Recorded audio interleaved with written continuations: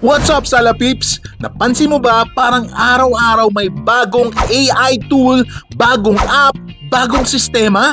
Ang tanong, paano na ako? Mawawalan ba ako ng trabaho? O baka naman may paraan para lalo pang tumaas ang kita natin? What's up? This is JM Ang, CPA, business consultant, financial advisor, and edutainment content creator. At today, pag-uusapan natin kung paano nababago ng automation ang trabaho, negosyo, at kinabukasan nating bilang mga Pilipino. Let's break it down!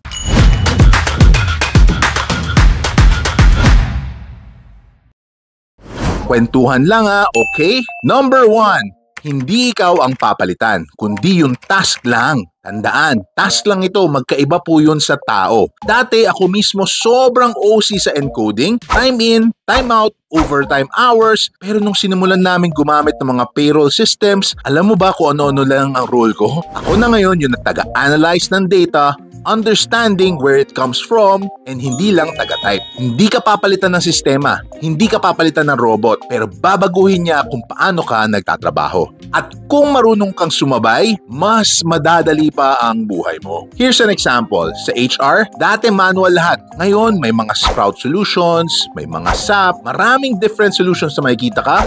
For automation, you have Zapier. Sa Sheets, pwedeng may formula para di mo na ulit-ulitin. Pero here's the real talk. Kung marunong ka magbasa ng trend, hindi ka matatakot sa technology. Mag-iiba lang yung gamit ng utak mo. Mas strategic, mas mataas ang magiging bayad. Number 2, tax, bookkeeping, automated na rin. Dati-rati inisip ko, parang paulit-ulit na lang tong trabahong to. But here's the thing, hindi lahat ng yan kaya nang gawin ng isang tao. Yung dalawa, kayang isa na lang. Dati pahirapan yung resibo, lalo na pag BIR season na. Ngayon, may OneTax, may QuickBooks, may Xero. Upload mo lang yung file, boom, may summary ka na. Here are tools you can try. OneTax or One Accounting. Sumo, lalo na kung ikaw ay isang freelancer. QuickBooks, these are things that can actually help you automate and simplify how to manage your accounting records. Tandaan nyo magaling ka mag-encode, ayos yun. Pero kung marunong kang magpaliwanag ng kwento sa likod ng mga numbers ng business mo or business ng mga kliyente mo, mas magiging valuable ka. The third one is ayaw mong matuto ng technology, mas delikado yan. May kakilala ka bang ganon? Yung not so sure, old school, ayaw niya ng mga technology na yan. Old school ako Ayoko niyan. Ay, nako. Pero sa totoo lang, kung ayaw mo matuto ng technology, ikaw ang mawawalan ng trabaho. Yung dating trabaho na basic lang, ngayon, kailangan marunong ka na ng basic Zoom, basic documents, basic paggamit ng ChatGPT, and different AI tools. Hindi na siya nice to have. It's now a requirement. Subukan mo. Mag-Google Drive for collaboration ka. Mag-Zoom plus Miro para sa mga meetings. Ngayon, mag-click ka ng Zoom, meron ng mga AI nagtatrack ng mga meetings mo. Just to summarize these. May mga YouTube tutorials, promise super dami niyan, and you can actually learn a lot.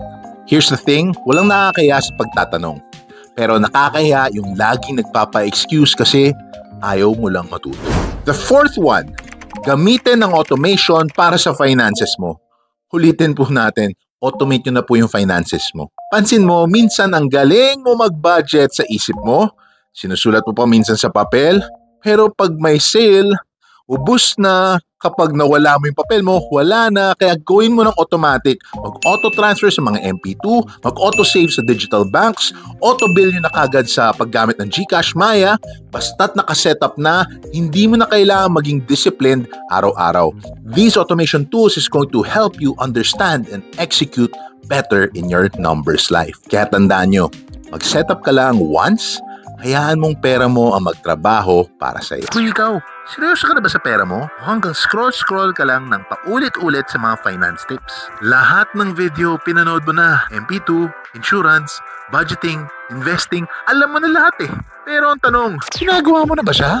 Kaya ako ginawa ang Tamad Investor Challenge. Para sa'yo na gustong talagang magsimula, hindi complicated, hindi pressure, daily, bite-sized steps for 30 days para magka-action ka na, hindi lang puro information. Kung seryoso ka na, stop watching. Start doing. Huwag mo nang hintayin yung next sweldo.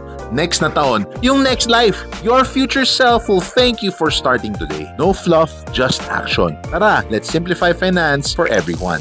This is the one thing AI cannot replace, and that is you. Sure, AI can do summaries, AI can write emails, pero AI will never be you kasi ikaw pa rin ang may empathy, ikaw pa rin ang marunong makinig sa kliyente, ikaw pa rin ang kaya magpaliwanag ng simpleng paraan. And here's the thing, if you understand people, if you know how to talk to them, iba ka na kagad from that technology. And yes, marunong man ang AI mag-explain in different languages, ikaw pa rin makakapag-simplify ng techie topics na to into something they can understand. Ikaw ang mas magaling mag-a-adjust. So always be yourself, gamitin mo yung pagkatao mo. Hindi yan kayang gayahin ng anong ChatGPT or ng Claude or ng AI. Kaya sa Lapips, automation is not the enemy. It's the upgrade, even for us humans. At ang tanong lang, sasabay ka ba? O hahayaan mong may iwan ka na lang? Kung ready ka na mag-level up, comment mong sasabay ako sa baba.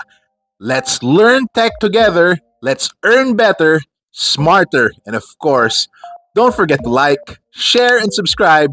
Let's work toward financial freedom one step at a time. Salamat sa panonood mga Salapips and see you next time!